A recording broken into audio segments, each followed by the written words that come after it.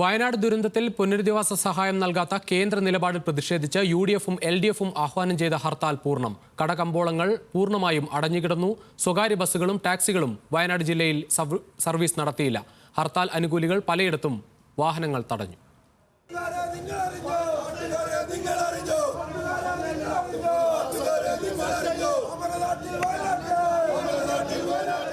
മുണ്ടക്കൈ ചൂരൽമല ഉരുൾപൊട്ടൽ ദുരന്താനന്തരം പുനരധിവാസ സഹായം നൽകാത്ത കേന്ദ്ര നിലപാടിൽ പ്രതിഷേധിച്ചാണ് UDF-ഉം LDF-ഉം വയനാട്ടിൽ ഇന്ന് ഹർത്താലിന് ആഹ്വാനം ചെയ്തിട്ടുള്ളത്. രാവിലെ 6 മണിക്ക് തന്നെ വൈത്തിരി ലക്കിടിയിൽ വയനാട്ടിലെ പ്രവേശന കവാടത്തിൽ UDF വാഹനങ്ങൾ തടഞ്ഞു. അല്പസമയം തടഞ്ഞിട്ട ശേഷം വാഹനങ്ങൾ വിട്ടയക്കുകയായിരുന്നു. മേപ്പാടി, കൽപ്പറ്റ, മാനന്തവാടി, കമ്പളക്കാട്, ബത്തേരി, അമ്പലവയൽ, പുൽപ്പള്ളി, കേണിച്ചിറ, പനമരം, വെള്ളമുണ്ട, തരുവണ തുടങ്ങിയിടങ്ങളിലും ഹർത്താൽ അനുകൂലികൾ വാഹനം തടഞ്ഞു. LDF-ഉം UDF-ഉം കൽപ്പറ്റ നഗരത്തിൽ പ്രതിഷേധ പ്രകടനവും നടത്തി.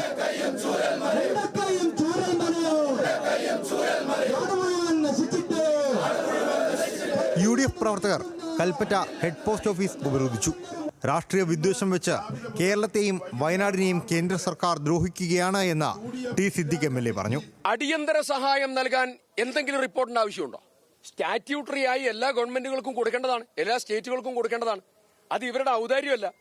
കേന്ദ്ര സർക്കാർ നിലപാടിൽ പ്രതിഷേധിച്ച് പ്രധാനമന്ത്രിയുടെ ഓഫീസിലേക്ക് ഉൾപ്പെടെ മാർച്ച് നടത്തുന്നത് അറിയിച്ച് കൂടിയാലോചനകളുണ്ടായെന്ന് LDF കൺവീനർ CK ശശീന്ദ്രനും പറഞ്ഞു.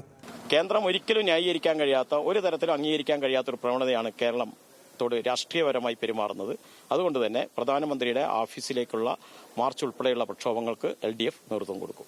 ഇതുവരെ അനിഷ്ട സംഭവങ്ങളൊന്നും ഹർത്താലിനോടനുബന്ധിച്ച് റിപ്പോർട്ട് ചെയ്തിട്ടില്ല. അതിനിടെ വയനാടിനെക്കുറിച്ച് BJP നേതാവ് V. മുരളീധരന്റെ പ്രസ്താവനയിൽ ജില്ലയിൽ പ്രതിഷേധവും ഉയരുകയാണ്. വയനാട്ടിൽ ഇന്ന് നടന്ന ഹർത്താലിൽ ഇരു മുന്നണികളും ശക്തമായാണ് കേന്ദ്രത്തെ പ്രതിരോധിക്കുന്നത്. ദുരന്താനന്തരം സഹായം വിതരണം ചെയ്യാത്ത കേന്ദ്രത്തിന്റെ നടപടിയിൽ വരും നാളുകളിലും വലിയ പ്രതിഷേധം യോജിച്ചുണ്ടാകുമെന്ന മുന്നറിയിപ്പ് കൂടി ഇരു മുന്നണികളും നൽകുന്നുണ്ട്.